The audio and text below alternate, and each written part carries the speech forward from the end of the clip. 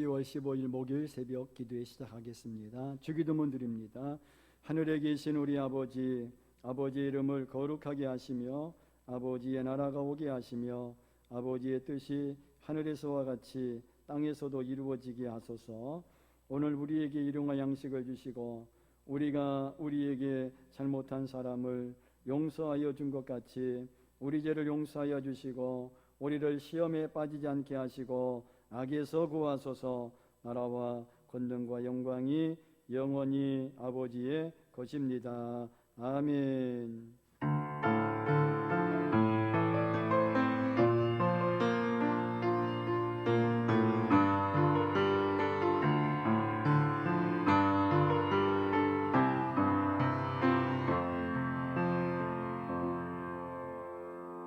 (308장)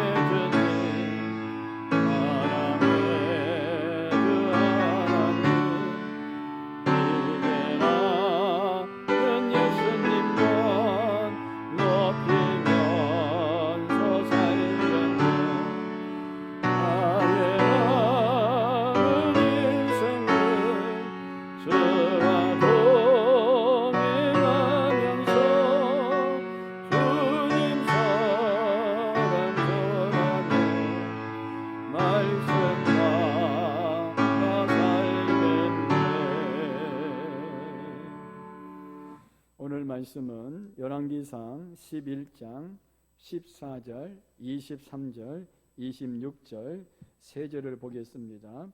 먼저 14절, 여호와께서 에돔 사람 하닷을 일으켜 솔로몬의 대적이 되게 하시니 그는 왕의 자손으로서 에돔에 거하였더라.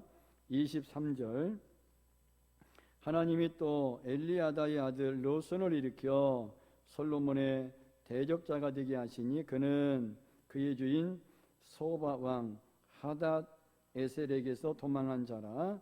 26절, 솔로몬의 신하 르밧의 아들 여로보암이 또한 손을 들어 왕을 즉 솔로몬 왕을 대적하였으니 그는 에브라임 족속인 스레다 사람이요 그의 어머니의 이름은 스루아이니 과부더라. 아멘. 솔로몬이 1000번제를 드리며 지혜를 구해 하나님의 뜻을 따라서 하나님 편에 서서 하나님을 잘 섬길 때에는 하나님께서 솔로몬과 함께 하셔서 그의 앞길이 잘 되도록 하나님께서 축복해 주셨습니다. 하지만 솔로몬이 말년에 마음이 부패하여 마음이 수많은 이제 여인들에게로 향하게 되었고 그래서 수많은 이방 여인들과 정략 결혼을 했습니다. 그러자 솔로몬은 그 이방 여인들이 가지고 들어온 우상들을 섬겼습니다. 어제 새벽 아침에 그 사진에 나와 있는 그림을 통해서 살펴본 것과 같이 열왕기상 11장 5절에 보면은 시돈의 여신인 아스타롯, 또한 암몬의 그 밀곰, 즉 몰록과 몰렉 우상과, 그 다음에 열왕기상 11장 7절에 나와 있는 모압의 그모스 우상을 숭배하여 그 앞에 제사를 지냈습니다. 솔로몬이 이렇게 우상을 숭배한 것은 결과적으로 하나님을 대적한 것이 되었습니다. 하나님의 적이 된 거예요. 그러니까 솔로몬은 젊었을 때에는 하나님 편에 서서 하나님을 잘 섬기다가 나이가 들어 말년에 수많은 이방 여인들과 결혼을 하며 마음이 부패하여져 그 이방 여인들이 가져온 우상을 숭배함으로 하나님께 적이 되었던 것입니다. 그렇습니다. 만약에 내가 우상을 숭배하거나 하나님의 말씀에 불순종하면 그것은 결과적으로 하나님을 향하여 대적하는 것이 되고 맙니다. 우리가 보세요. 하나님 편이 드는 것도 모자라고 부족한데 하나님을 대적한다? 아주 천벌받을 일입니다. 오늘 본문에 보면 이렇게 솔로몬이 우상을 숭배하여 하나님을 대적하자 하나님께서 솔로몬을 향하여 대적할 사람을 세웁니다. 오늘 읽은 본문에 보면은 솔로몬의 적이들, 즉 대적자들이 일어나는 장면이 본문에 나옵니다. 첫 번째로 하닷인데요. 오늘 14절에 보면 하나님은 하닷을 일으켜 우상을 숭배하여 하나님을 대적한 솔로몬을 대적하게 만듭니다. 그 다음에 두 번째로 느손인데요. 23절에 보면은 하나님께서 또 엘리아다의 아들 느손을 일으켜 솔로몬의 적이 되게 하셨고요. 세 번째로는 여로보암인데 26절에 보면 원래 솔로몬의 신하였던 느밧의 아들 여로보암을 일으켜서 솔로몬의 적이 되게 하셨습니다. 오늘 본문을 통해 우리는 소중한 사실을 깨닫게 됩니다. 그것은 사람을 세우시는 분은 사람이 아니라 누구라고요? 하나님이시라는 거예요. 말년에 하나님을 대적한 솔로몬을 세우신 분도 하나님 자신이 솔로몬 자신이 아니고 누구라고요? 하나님이십니다. 하나님께서 다윗의 나라를 세우시고 솔로몬을 땅끝까지 소문이 날 만큼 가장 지혜롭고 강한 자로 세우셨습니다. 그러나 이제는 하나님께서 솔로몬의 대적자들을 뽑아 세우십니다. 하나님이 세우시면 누가 막을 수 있겠습니까? 하나님이 세우시는 자는 세움 받는 자가 비록 악하고 비천하며 미약할지라도 세상에 위대한 자로 세워지게 됩니다. 하나님의 백성을 징계할 만한 대적자를 세우시는 분도 하나님이심을 명심합시다. 하나님의 자녀가 이 땅에 세워지는 것도 하나님의 은혜이지 본인의 능력이나 지혜, 힘의 결과가 아닙니다. 그래서 교만하면 절대로 안 됩니다. 세움받은 자가 자기만 생각하고 자기 영광만을 추구하려 할 때 하나님이 그를 다루시기 위한 채찍과 몽둥이도 이 땅에서 준비하신다는 것을 알고 항상 겸손해야 합니다. 사무엘하 7장 14절입니다. 나는 그의 아비가 되고 그는 내 아들이 되리니 저가 만일 죄를 범하면 뭘 범하면? 죄를 범하면 내가 사람 막대기와 인생 채찍으로 뭐하려니와 징계하려니와. 하나님의 징계를 받으면 병을 얻거나 물질이 사라지는 정도가 아닙니다. 대적자를 일으킵니다. 솔로몬을 대적하기 위하여 하나님의 대적자를 일으켰잖아요. 이것이 솔로몬에게 평생 가시가 됩니다. 하나님은 날카로운 가시를 일으키시어 솔로몬의 말년에 그를 찌르게 하십니다. 가시가 몸에 박히면 몹시 고통스럽고 아픕니다. 가시가 목에 걸려 있다고 생각해 보십시오. 하나님께서 솔로몬의 말년에 앞에 소개한 세 사람, 14절에 하닷, 23절에 느손, 26절에 여로보암을 세워 솔로몬을 가시가 되게 하여 괴롭히게 하십니다. 가시를 허락하신 이유는 깨달으라는 의미예요. 솔로몬이 신앙을 내던져 버리고 결국 우상 숭배까지 하게 되었고, 이로 인해 하나님께서 세 사람 하닷, 그 다음에 느손, 여로보암을 솔로몬의 대적자로 일으키셨습니다. 그들이 솔로몬을 대적하기 시작합니다. 인간의 힘과 지혜로 만들어진 평안이 얼마나 갈 수 있을까요? 인간적인 유명함은 오래가지 못합니다. 우리가 정작 두려워해야 할 대상은 나를 속이고 배반하는 자들이 아니라 내게 등을 돌리실 수도 있는 하나님을 두려워해야 합니다. 때문에 우리는 하나님을 경외해야 됩니다. 말 한마디, 행동 하나 주님이 다 보고 계시니 하나님을 두려워해야 합니다.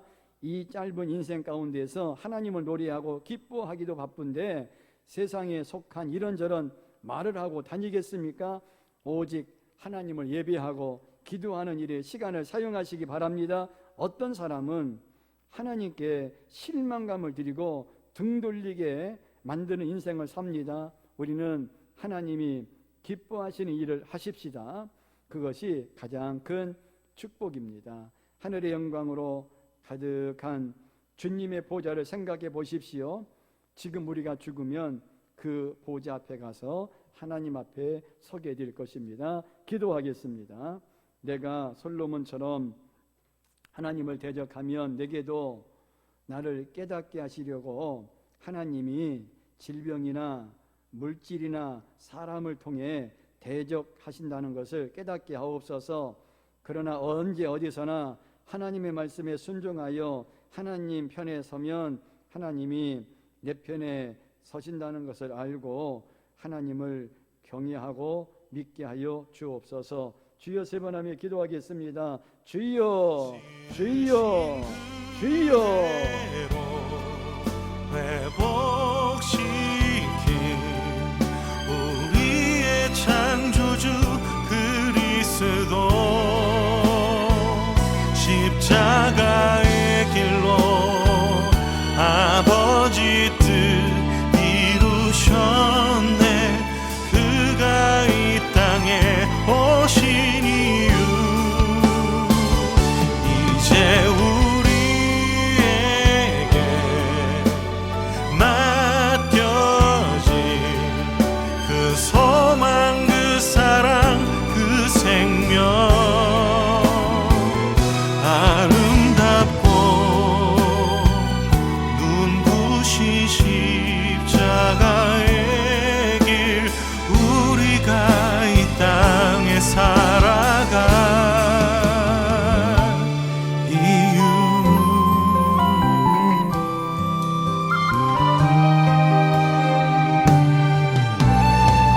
그가 이 땅에 오신 이유 죽어야 살게 되고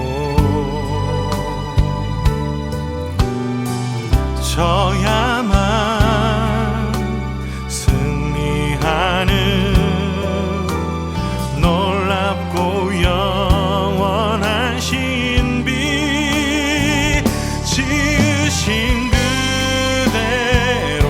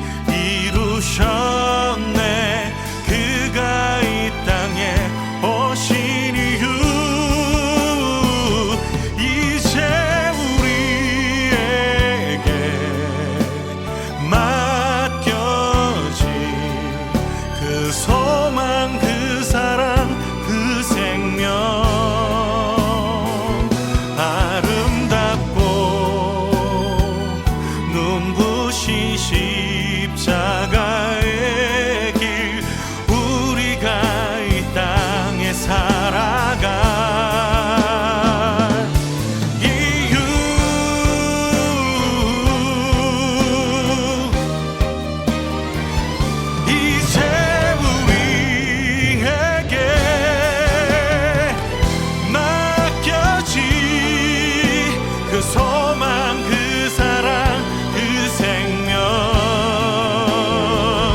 아름답고 눈부신 십자가의 길 우리가 이 땅에 살아가 이유 우리가 이 땅에 살아가